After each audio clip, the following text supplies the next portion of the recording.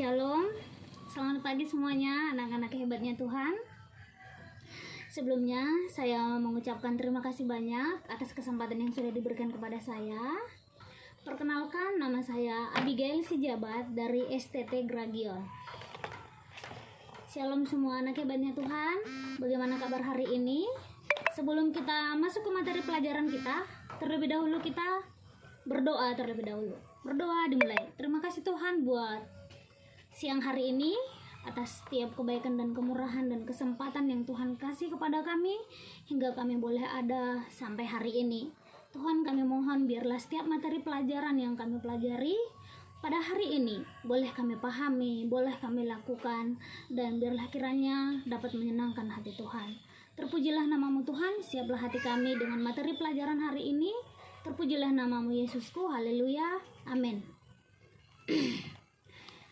Oke, kita masuk kepada materi pelajaran kita. Teman-teman, di sini saya mau bertanya, adakah di sini yang seorang pemimpin atau mungkin seorang ketua kelas? Atau apakah ada di sini, saya mau bertanya, apakah ada di sini seorang pemimpin atau mungkin dia seorang ketua kelas atau ketua kelompok mungkin? Nah, itu juga bisa dikatakan termasuk pemimpin. Sekarang mari kita bahas arti kepemimpinan. Apa itu kepemimpinan? Menurut Kamus Besar Bahasa Indonesia KBBI, pengertian kepemimpinan adalah perihal pemimpin atau cara memimpin. Secara harafiah, kepemimpinan berasal dari kata dasar pimpin yang memiliki arti mengarahkan, membina, mengatur, menuntun, menunjukkan atau mempengaruhi. Sementara itu, di sini ada beberapa ahli yang menyebutkan arti dari kepemimpinan. Yang pertama, menurut Civitas Academica di Amerika Serikat menyebutkan pengertian kepemimpinan sebagai sebuah proses pengaruh sosial yang di dalamnya seseorang dapat melibatkan bantuan dan dukungan selainnya dalam usaha mencapai suatu tugas bersama. Yang kedua, menurut William G. Scott tahun 1962, pengertian kepemimpinan adalah proses mempengaruhi kegiatan yang diselenggarakan dalam kelompok dalam upaya mereka untuk mencapai tujuan yang ditetapkan. Jadi, kepemimpinan adalah kemampuan untuk mempengaruhi, menginspirasi orang lain untuk mencapai tujuan tertentu. Lebih dari sekedar memberikan instruksi, seorang pemimpin mampu menggerakkan timnya dengan visi, nilai-nilai, dan arah yang jelas. Pemimpin yang baik juga mampu mendengar, memotivasi, dan memberikan dukungan kepada anggota tim. Apa tujuan kepemimpinan? Tujuan utama kepemimpinan adalah mencapai visi dan tujuan organisasi. Namun, kepemimpinan juga memiliki aspek-aspek lain seperti pengembangan tim, meningkatkan motivasi, dan menciptakan lingkungan kerja yang produktif. Itu pengertian kepemimpinan menurut sekuler. Dan di sini kita tidak akan bahas itu jauh. Kita di sini akan membahas kepemimpinan seorang Kristen. Teman-teman semua di sini, anak-anak hebatnya Tuhan di sini, anak-anak mudanya Tuhan yang luar biasa pada siang hari ini. Tentu sekali, kepemimpinan di sekuler dengan kepemimpinan Kristen itu sangat-sangatlah jauh berbeda.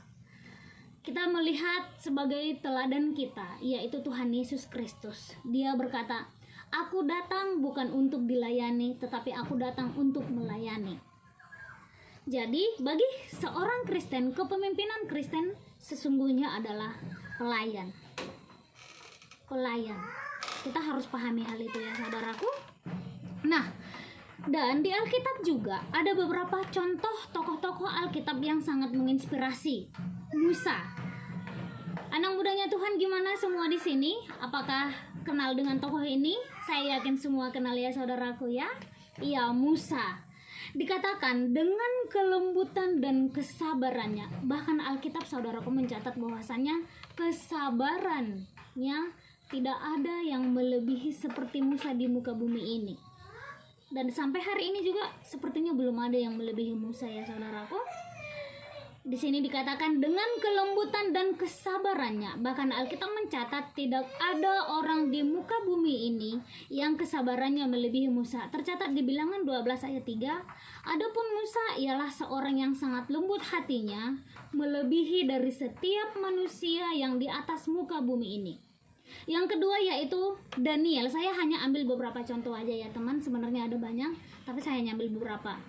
Berikutnya yaitu Daniel. Kita paham bahwasanya Daniel memiliki kekuatan iman yang sangat tangguh bagaikan batu karang. Kenapa? Karena pada saat itu dia memimpin sebagai perdana menteri di kerajaan Nebukadnezar yang benar-benar penyembah berhala. Daniel imannya sangat luar biasa. Ya teman-temannya, imannya sangat luar biasa. Yang berikutnya yaitu Daud. Daud dengan cintanya ke Tuhan. Saking cintanya ke Tuhan, bagaimana kecintaan Daud ke Tuhan, sampai Tuhan mencintai Daud. Sampai firman Tuhan berkata, aku akan memulihkan pondok Daud. Itu saking luar biasanya cinta Tuhan atas cinta yang diberikan Daud kepada Tuhan. Yang berikutnya Rasul Paulus. Rasul Paulus kita bisa lihat bagaimana kepemimpinannya. Dia sangat gigih, tekun, dan imannya sangat besar. Nah, itulah beberapa contoh kepemimpinan Kristen yang bisa kita lihat di Alkitab. Mereka sangat luar biasa dan bahkan sampai nama mereka tercatat di Alkitab. Bagaimana perjuangan mereka memimpin, bagaimana perjuangan mereka menyebarkan firman, bagaimana perjuangan mereka mempertahankan iman. Itu sangat bisa kita baca mulai dari Kejadian sampai Wahyu. Di situ bisa kita lihat ada banyak contoh-contoh tokoh Alkitab yang sangat luar biasa. Teman-teman, di sini saya tidak akan jauh lagi membahas ke sana. Di sini ada beberapa hal yang harus diperhatikan untuk menjadi pemimpin Kristen. Ada beberapa hal yang harus diperhatikan untuk menjadi pemimpin Kristen. Yang pertama, ini hal yang paling sangat mendasar. Yang pertama, bertobat.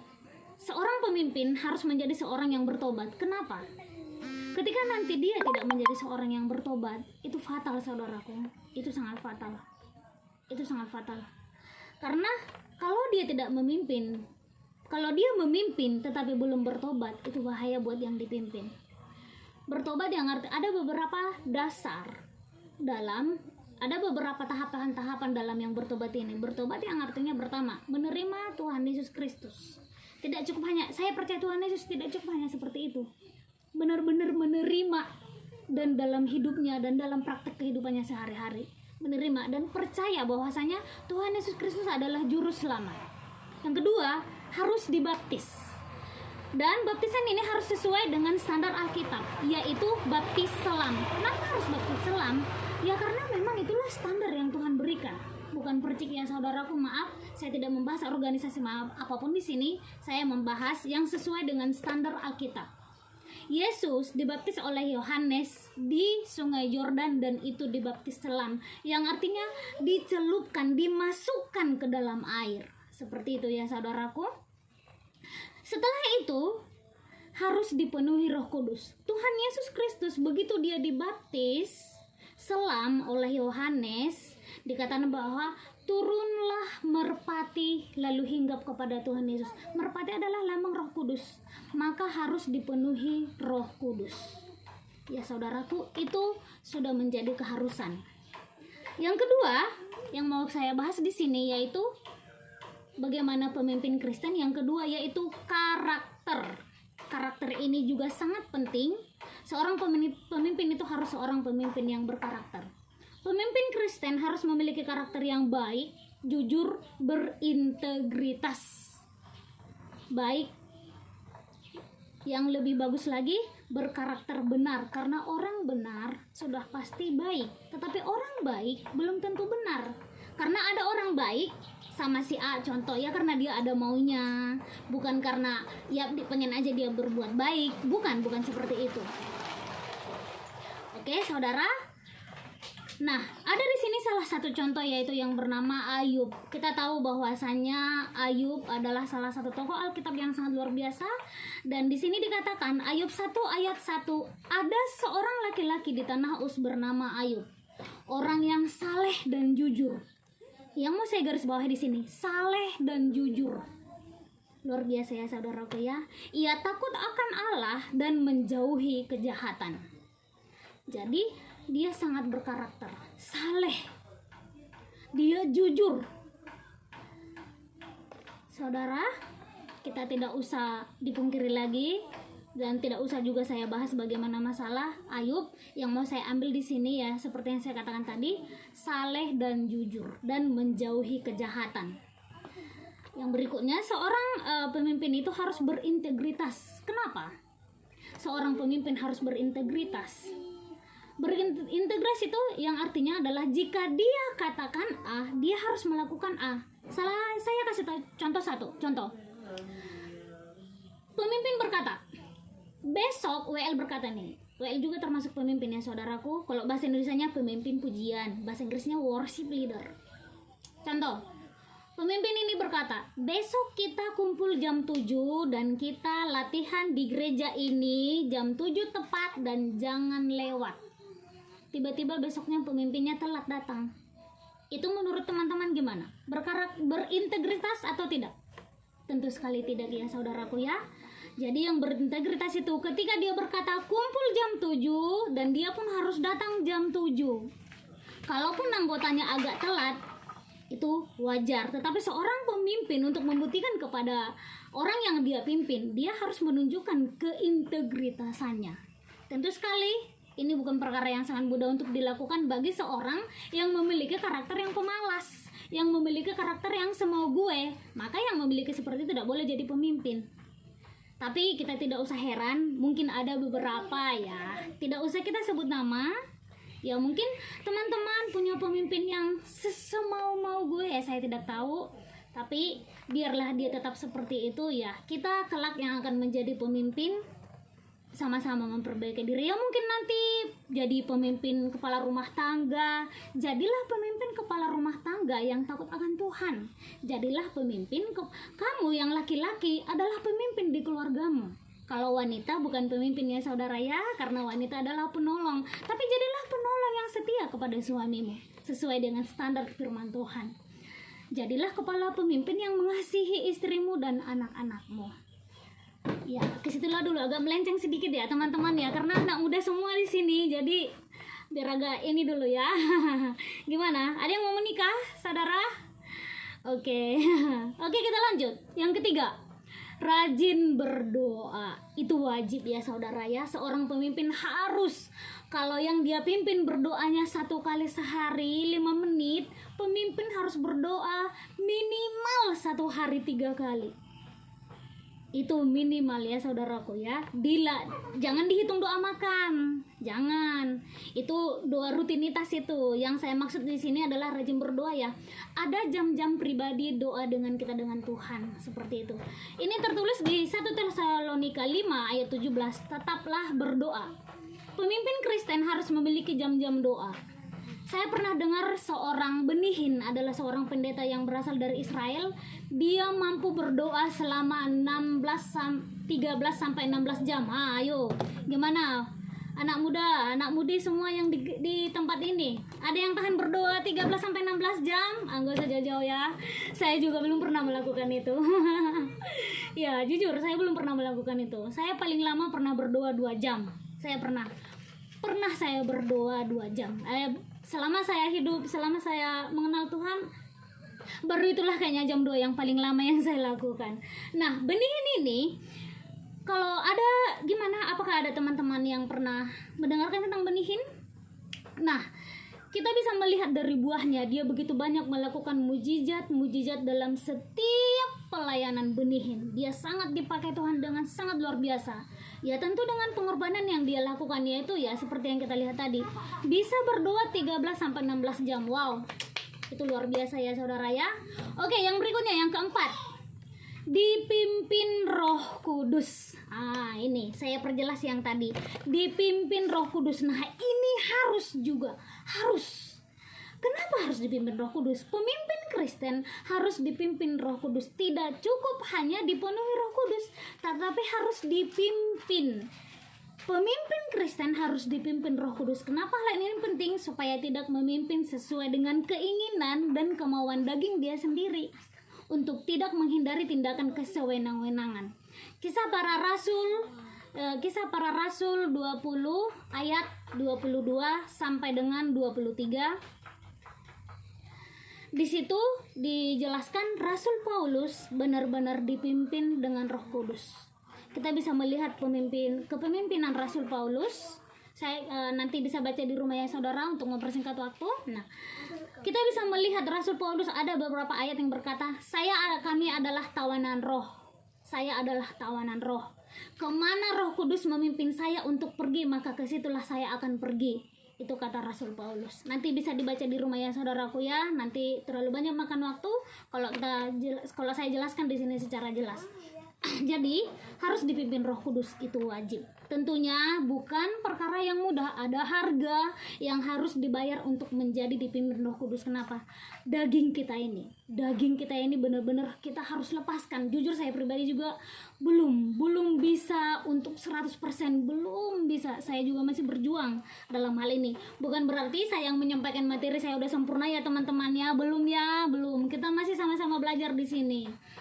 Oke, yang berikutnya, yang kelima, pemimpin Kristen harus memiliki kehidupan rohani yang sehat, memiliki hubungan yang erat dengan Tuhan, dan memimpin sesuai dengan tuntunan dan pimpinan Roh Kudus. Berulang-ulang saya katakan ya saudaraku, karena memang itulah pentingnya kepemimpinan seorang Kristen, benar-benar Tuhan yang memimpin. Beda dengan dunia, kepemimpinan dunia beda, sangat beda. Jadi kepemimpinan Kristen itu harus benar-benar dipimpin dengan Roh Kudus. Saya pribadi punya, selain ada kisah di Alkitab, saya pribadi punya pendeta yang bernama Tamrin Simanjuntak. Sedikit saya cerita tentang beliau, melakukan pelayanan atas tuntunan Tuhan. Kemana melayani, membuat khotbah yang mau dia sampaikan selalu atas dasar tuntunan Tuhan. Bahkan sering saya melihat dan menyaksikan sendiri bagaimana Tuhan itu bekerja dalam pelayanan beliau. Pelayanan yang dilakukan oleh pendeta saya yang bernama Tamrin Simanjuntak selalu atas dasar tuntunan Roh Kudus. Semua atas dasar tuntunan Roh Kudus. Dan seperti kemarin, sebelum kejadian di bulan Maret, kita banyak melihat setiap hari ada kejadian di bulan Maret. Sebelum itu terjadi, jauh sebelum itu terjadi, sudah ada nubuatan. Tuhan sudah memberikan pesan kepada hambanya ini dan beberapa pelayannya yang memiliki karunia kenabian. Dan di situ saya melihat sangat luar biasa orang yang dituntun Roh Kudus. Saya jujur berusaha untuk bisa, jangan dulu untuk hal-hal yang besar, untuk diri saya, kehidupan saya pribadi dulu. Jujur ya, kita yang sudah menikah ini kadang untuk menghadapi suami ya teman-teman ya. Ya nanti ya yang udah menikah ya, carilah suamimu yang takut akan Tuhan ya, anak-anak gadis. Yang laki-laki carilah istrimu yang takut akan Tuhan. Carilah istrimu yang benar-benar udah selesai dengan dirinya. Kalian harus pahami bahwasanya kalau menikahi itu jangan kalian berpikir gini, agak melenceng dulu ya, karena kalian anak muda semua di sini, muda-mudi semua di sini. Jangan kalian berpikir menikahi itu agar saya dibahagiakan. Big no ya, big no. No. Kamu menikah tujuannya adalah untuk kamu membahagiakan pasanganmu. Si laki-laki seperti itu, si perempuan pun seperti itu. Tetapi faktanya zaman sekarang, apalagi orang Batak ini khususnya ya, patriarkinya itu yang laki-laki. Kenapa patriarki itu sangat tumbuh subur melebihi toge di suku Batak? Karena ya seperti ini, boru nih raja, anak nih raja semua. Itu dia. Di situ dia kenanya. Gimana? Ada banyak orang Batak di sini? Lumayan ya. Oke. Agak melenceng tadi dikit ya teman-teman. Jadi seorang kalian yang laki-laki, kalian juga kalau bisa harus dipimpin Tuhan juga, harus memiliki hubungan yang dekat dengan Tuhan, karena kalian yang akan jadi pemimpin. Seperti itu ya, anak muda ya, luar biasa kalian semua ya. Oke, hebat-hebat kalian semua, saya percaya kok itu. Oke teman-teman, kesimpulan, jadilah pemimpin yang takut akan Tuhan dan yang selalu mengandalkan Tuhan, pemimpin yang selalu hidup dengan tuntunan Roh Kudus. Demikianlah materi yang saya sampaikan hari ini. Saya tidak tahu kelak kalian akan menjadi seorang pendeta mungkin, atau apapun pelayanan yang akan kalian lakukan kelak, kalian juga bisa dikata pemimpin untuk orang yang akan kalian layani. Demikian juga saya juga pelayan untuk suami saya, seperti itu. Jadi saya juga pelayan untuk suami saya melayani suami saya ya dengan apa ya, kalau bisa dengan kasih Tuhan. Tapi jujur ya teman-teman, itu tidak perkara mudah. Kadang-kadang gula ini naik ya, begitulah, karena daging ini masih teriak. Kadang kalau suami itu nggak cocok di hati kita, marah kita, kecewa saya gitu. Tapi saya berjuang bagaimana saya supaya bisa menjadi seorang istri yang tunduk kepada suami sesuai dengan standar Alkitab. Dan demikianlah materi saya siang hari ini. Biarlah kiranya semua anak-anak mudanya Tuhan, anak-anak hebatnya Tuhan, jadi pemimpin-pemimpin yang luar biasa, jadi pemimpin-pemimpin yang hebat, yang dipakai Tuhan dengan dahsyat. Haleluya. Nah, sekianlah materi kita siang hari ini. Mari kita tepuk tangan semuanya, kita bersyukur, dan sebelumnya mari kita tutup dengan doa. Terima kasih Tuhan buat siang hari ini, materinya sudah siap saya sampaikan. Biarlah kiranya kami semua anak-anak mudanya Tuhan, anak-anak hebatnya Tuhan, biarlah kami semua mampu melakukan dan mempraktekkan. Kiranya Tuhan tolong kami, Tuhan tolong kami, Tuhan mampukan kami agar bisa melakukan apa yang menjadi kehendak Tuhan. Biarlah materi hari ini Tuhan kami mampu lakukan sesuai seperti yang Tuhan inginkan. Terpujilah namamu Tuhan, syukur bagimu Bapa. Haleluya, amin.